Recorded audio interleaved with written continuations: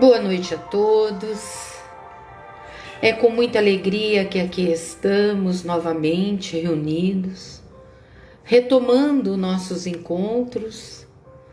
Estivemos um pouco afastada devido a problemas familiares, mas agora estamos aqui novamente para darmos prosseguimentos a esse nosso encontro tão importante para nós, porque é um momento de oração, de meditação, de comunhão de almas.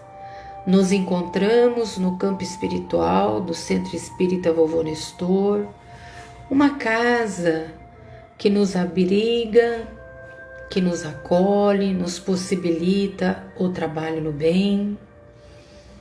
E o motivo de estarmos aqui é para juntos refletirmos sobre as dificuldades da vida, de como nós nos colocamos diante as situações e procurarmos respostas nessa doutrina tão importante para todos nós, tão reveladora e tão consoladora. Então, Oswaldo, seja bem-vindo aqui conosco. Nós vamos orar pedindo ao Senhor da vida que nos ampare, que todos aqueles que vão estar conosco em sintonia com esta reflexão, com esta oração, possam colher de Deus aquilo que necessitam: esperança, serenidade, bom ânimo, coragem para a vida, que possa vencer as doenças, os problemas sentimentais, aqueles momentos difíceis da nossa trajetória.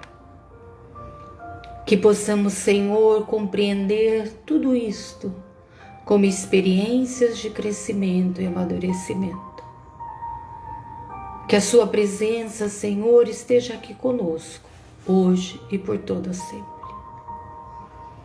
Então, nós optamos... Boa noite, Ilma, tudo bem? Prazer revê-la. Nós optamos aqui, na segunda-feira, nesse encontro de oração, estudar esse livro, Jesus no Lar, que é do Francisco Cândido Xavier, e quem é o autor espiritual é o Néio Lúcio. E nós vamos começar o nosso estudo, as reflexões, no segundo capítulo, A Escola das Almas. Congregados em torno do Cristo, os domésticos de Simão ouviram a voz suave e persuasiva do Mestre, comentando os sagrados textos. Então a gente entende que Jesus se reunia com os apóstolos na casa de Simão Pedro e lá discutiam. Oi, Cláudia, querida, tudo bem? E discutiam lá mais profundamente os ensinamentos judaicos na visão, na interpretação de Jesus, que veio, trazer a boa nova, a boa mensagem.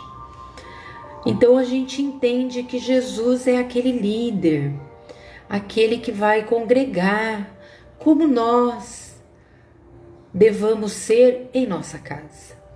Congregar as criaturas que estão lá conosco convivendo, e como nós congregamos, tentando viver a mensagem cristã.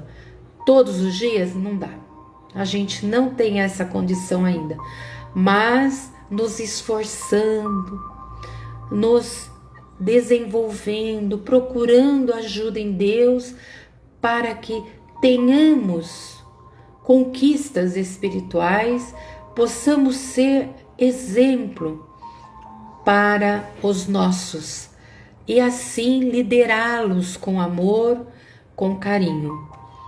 Boa noite, Cláudia, que já te disse, né? Desculpa, já te falei. A Isaura. Quando a palavra divina terminou, a formosa preleção, a sogra de Pedro indagou inquieta: Senhor, afinal de contas, que vem a ser a nossa vida no lar? Olha lá, Pedro, que era casado, que tinha filhos, também tinha uma sogra. Então, quem aqui tem as sogras, eu sou sogra, já sabe como que é este papel na vida cotidiana, né? Mas tem sogras boas, sogras ruins, todas tentando ajudar, né, os seus filhos e filhas. Então, ela indaga, depois da explanação, depois que Jesus orientou, aí começa essa conversa que é muito comum nas casas espíritas. Nas igrejas, a gente sempre conversar com o palestrante, aurir outros conhecimentos, né? E Jesus, que ensinava em todos os momentos, vai contemplá-la. Contemplou-a, ele significamente demonstrando a expectativa de mais amplos esclarecimentos. E a matrona acrescentou, quer dizer, ela faz a pergunta, mas Jesus é o educador. Ele quer saber qual é o cerne dessa pergunta. Iniciamos a tarefa entre flores para encontrarmos depois pesada colheita de espinhos. No começo é a promessa de paz e compreensão.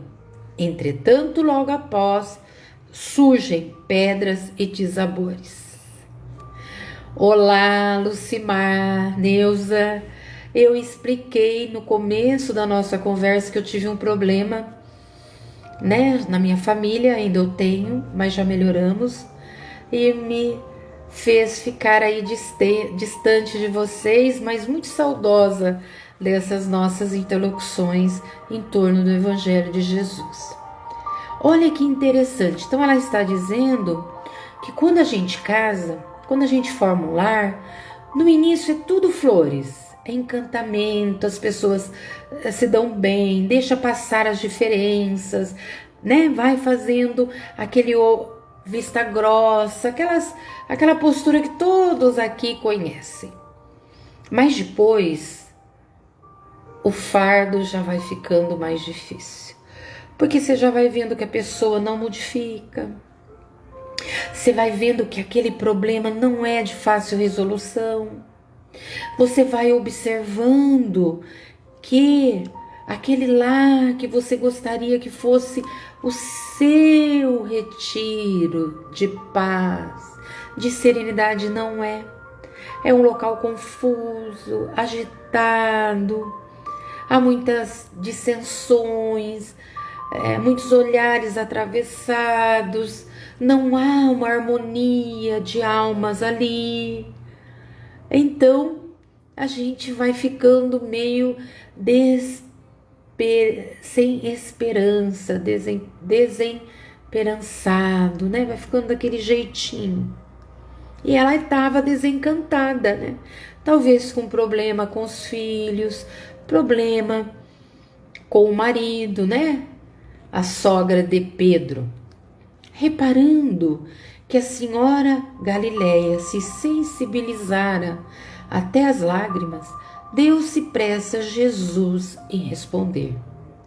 O lar é a escola das almas, o templo onde a sabedoria divina nos habilita, pouco a pouco, ao grande entendimento da humanidade. Olha que interessante Jesus falar que o lar é a escola. E a nossa sogra de Pedro, sensibilizada porque já estava cansada, alquebrentada, desanimada, né? Ela indaga, né, a Jesus. Jesus vai dizer que é escola. O que é uma escola no mundo? É um local de aprendizado. um local de socialização, um local de partilha, um local de esclarecimento. Então, olha como a escola no mundo tem muitas facetas, muitas funções. E no lar também. No lar, nós recebemos o primeiro aprendizado de como viver em sociedade. Os seus habitantes representam, todos, exemplos de pessoas que você vai encontrar na sociedade maior. O lar vai nos falar disso. Tem pessoa mentirosa, pessoa que você pode contar, pessoa que é já mais amorosa, mais desenvolvida, pessoas que é menos desenvolvida, mais avarenta. Então nós temos vários tipos de pessoas. E não é fácil conviver com todas. E sorrindo perguntou: que fazes inicialmente as lentilhas antes de servi-las à refeição?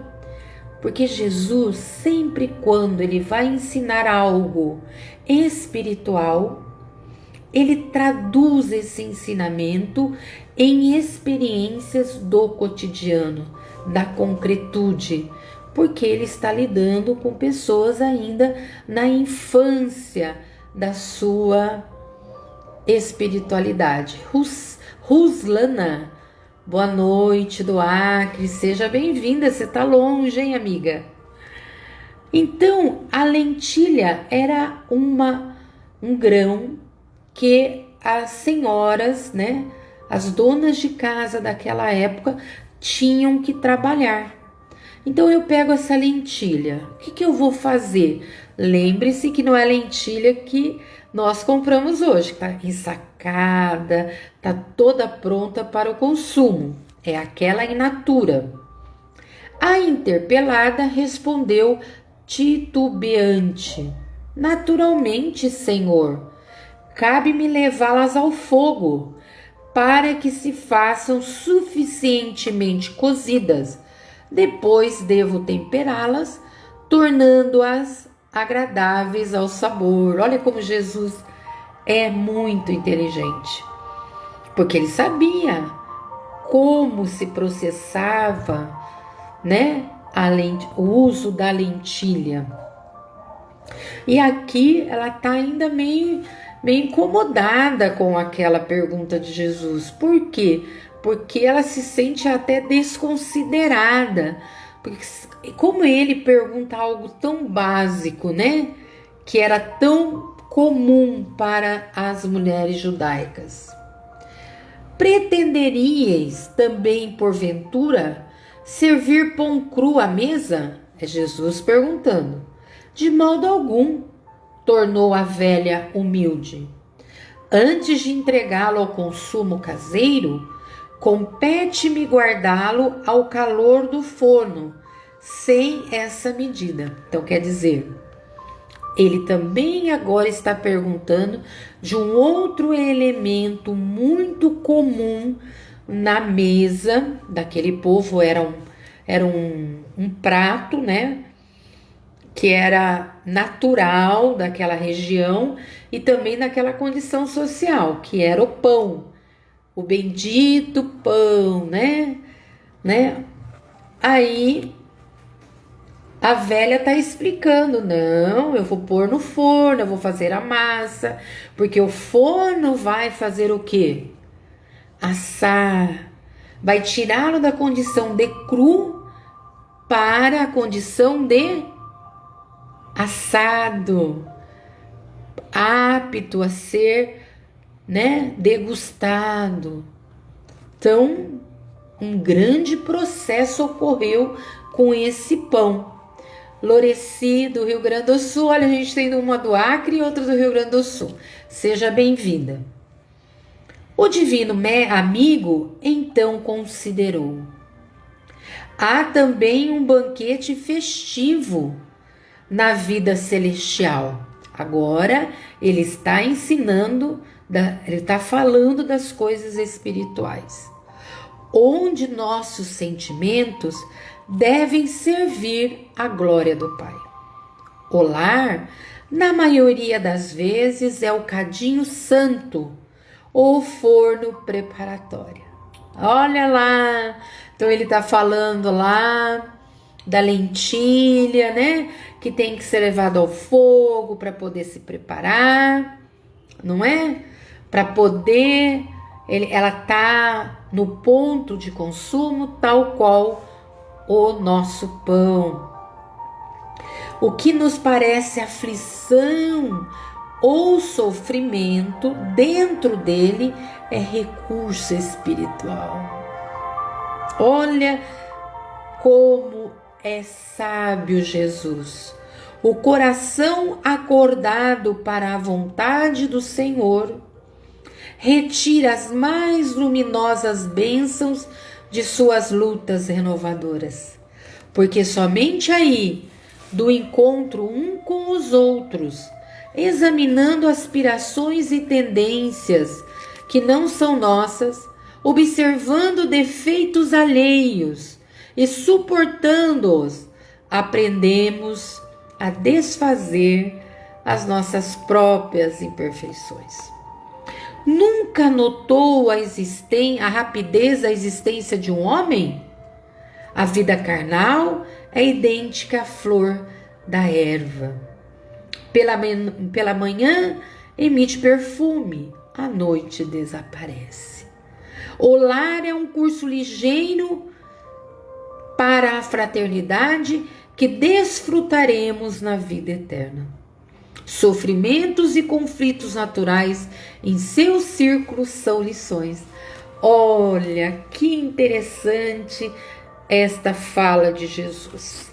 Será que nós que aqui estamos observamos que o nosso lar é um local de lição, de aprendizado?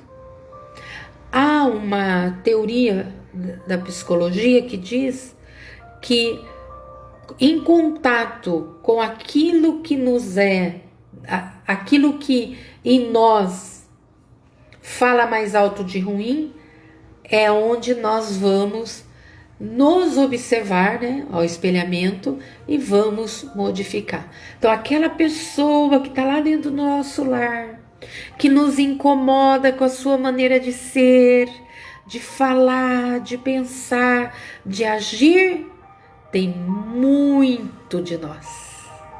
E é por isso que entramos em conflito, porque temos uma dificuldade muito grande de se autoconhecer.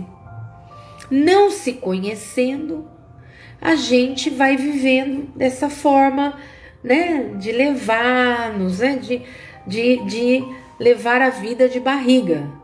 E nós não podemos levá-la, porque estamos em aprendizado. Então, ele está dizendo também que tudo é muito fugaz. A vida terrena, com quanto iremos viver aqui por 70, 100 anos, perante a eternidade, é um átimo. É algo muito rápido, muito, né, ligeiro. Tanto que ele faz essa comparação com a flor da erva, né, que era algo que dava em abundância na geografia, ela se encontrava em abundância na geografia daquele povo. Então, nós temos que pensar, por mais difícil que é o nosso lar, por mais difícil que são as relações dentro desse lar, um dia vai acabar. E aproveitemos enquanto estamos a caminho em nossos lares para aprender, para amadurecer, para se desenvolver. Oi, Sueli, tudo bom? Então é muito importante, por quê? Quando ele diz da vida eterna, porque essa fraternidade que nós estamos construindo agora, nós vamos vivê-la em plenitude na vida eterna. E o que é essa vida eterna? É quando estivermos nos mundos superiores. Quando alcançarmos essa estatura de espíritos superiores, nós vamos viver em fraternidade plena, vamos amar, vamos perdoar, vamos ser solidários, estaremos todos comungando uns com os outros, sem separação, sem dificuldade, mas precisamos da base. Tal como uma casa que a gente constrói, precisa do alicerce. E onde que nós vamos aprender a fraternidade a não ser dentro da nossa casa?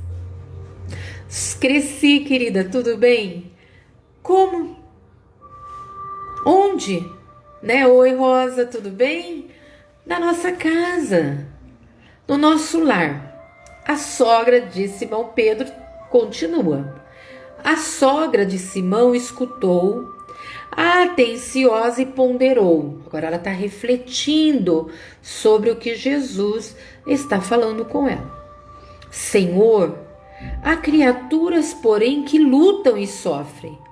No entanto, jamais aprendem. Ela deve ter tido experiências dentro da sua casa com pessoas que sofriam, né? Que eram orientadas, mas nunca mudavam. Uma mera coincidência com os nossos lares ou não? Nós não temos lá na nossa casa pessoas que você fala, você ajuda, você orienta, mas a pessoa volta sempre a fazer a mesma coisa. Eu estou bem, Rosa, afastada um pouco por conta de alguns problemas, mas retomando. Boa noite, Mary, seja bem-vinda. Olha lá, Jesus vai responder a essa pergunta dela.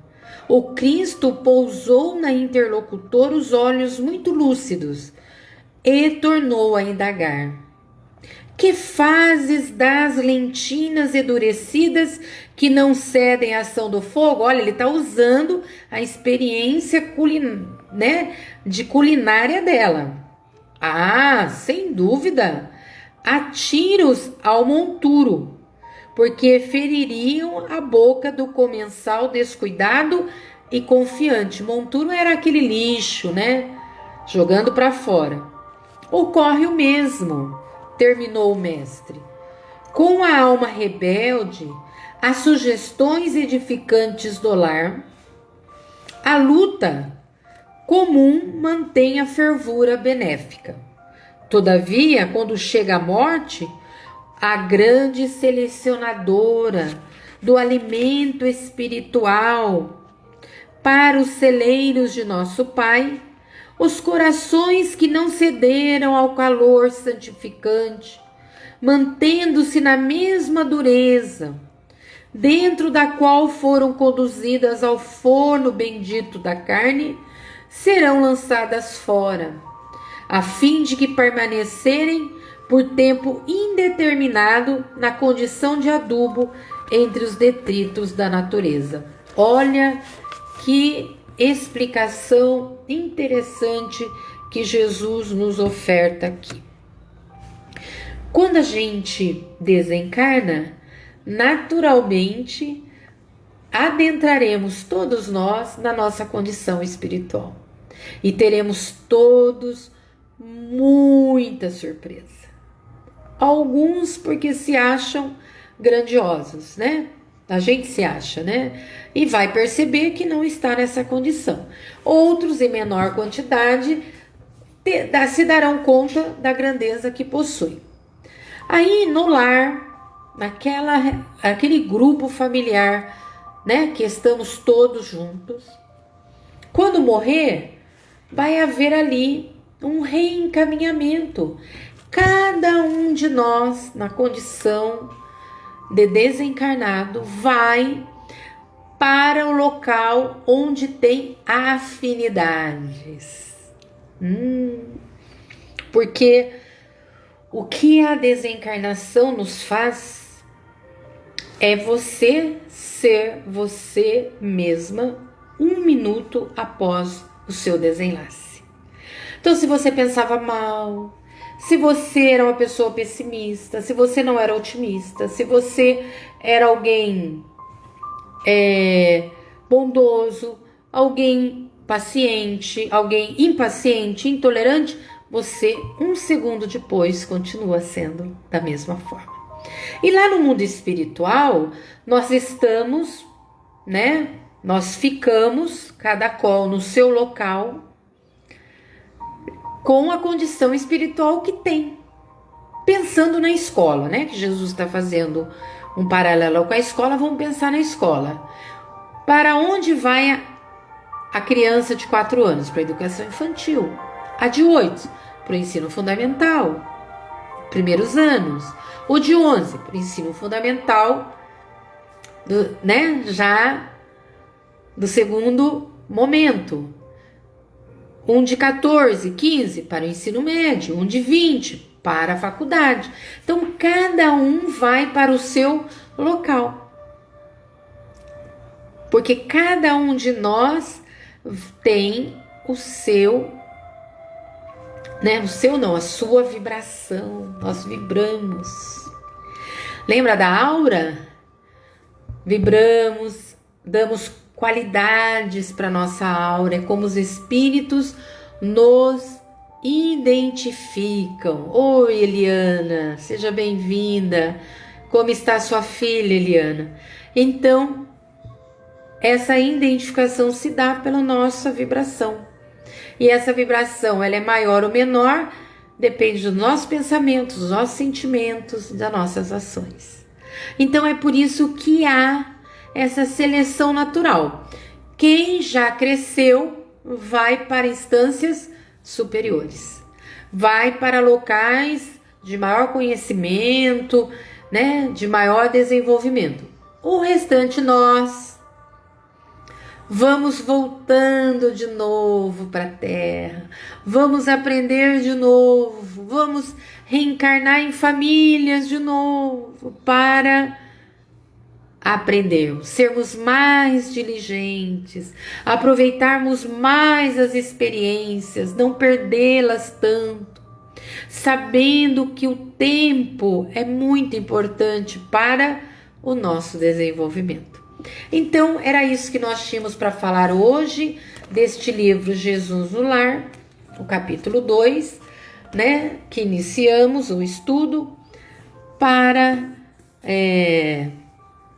o nosso encontro desse momento. Agora eu trouxe uma água, quem quiser pode pegá-la, Geralmente a gente recomenda só para quem está necessitado, apresenta algum problema, e se tiver mais pessoas, pôr em copos diferentes, tá bom? Cada um com a sua água, tá ok? Agora nós vamos orar.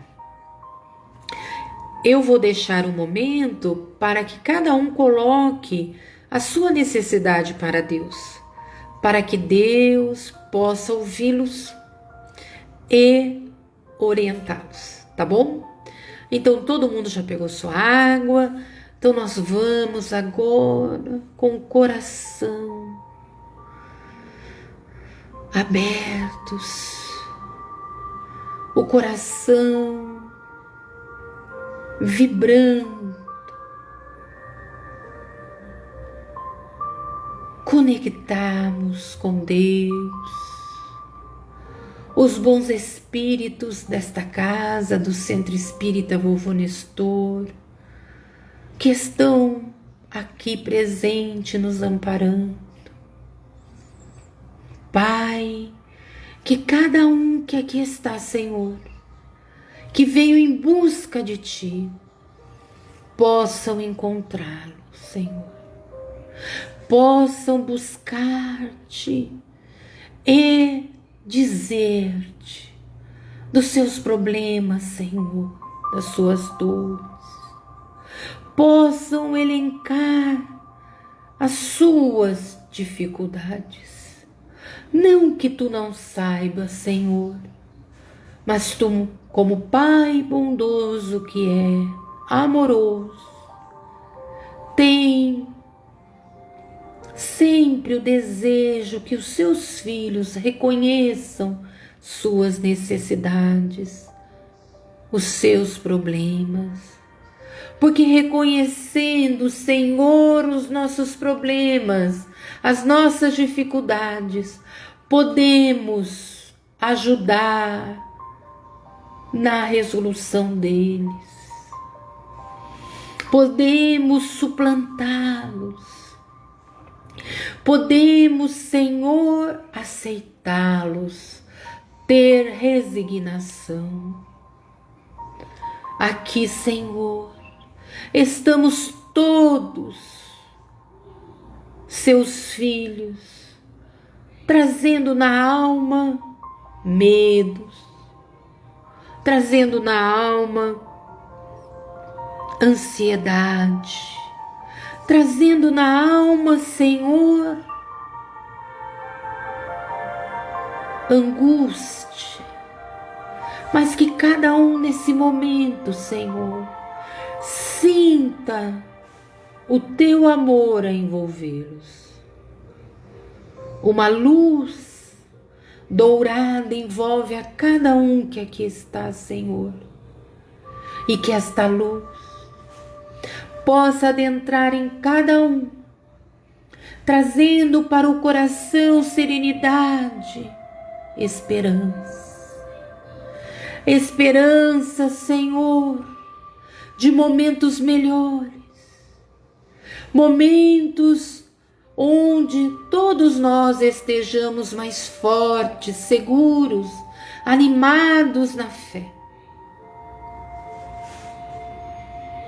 Senhor, que tu possas abençoar esta água, que esta água, Senhor, possa ter o remédio necessário para o nosso reequilíbrio. Que a Mãe Santíssima, nesse momento, possa amparar a cada um dos nossos irmãos que aqui estão, cada qual vai pensar, Senhor, em alguém que está com dificuldades físicas, emocionais ou espirituais. E que estas pessoas, Senhor, recebam de Maria, a mãe de todos nós, este Espírito superior, a sua luz, que o seu manto de amor nos cubra e cubra as pessoas para quem estamos pensando e vibrando. Senhor, queremos te agradecer por novamente estarmos juntos, todos aqui entrelaçados no desejo de conhecer o teu Evangelho. Que nos dê bom ânimo, coragem, para que não desistamos, apesar de todos os atropelos, de todas as limitações. Que nunca o desejo que está dentro de nós de conhecer-te, esse desejo que vibra para uma vida mais superior, nunca, Senhor, ele vá embora. Obrigada, Senhor, hoje e por todo sempre. Muito obrigada por todos que aqui estão. Foi muito bom revê-los e outros que vieram diferentes, né? Retomamos essa semana as nossas orações, pela lives tão singelas, que tem esse desejo de nos encontrarmos em torno da mensagem de Jesus. Muita paz para todos esta semana e que Jesus e Maria os acompanhem. Até. Isso mesmo, vamos agradecer, né, Ilma? Só Deus mesmo para nos prover de tudo que precisamos. Até logo, até semana que vem.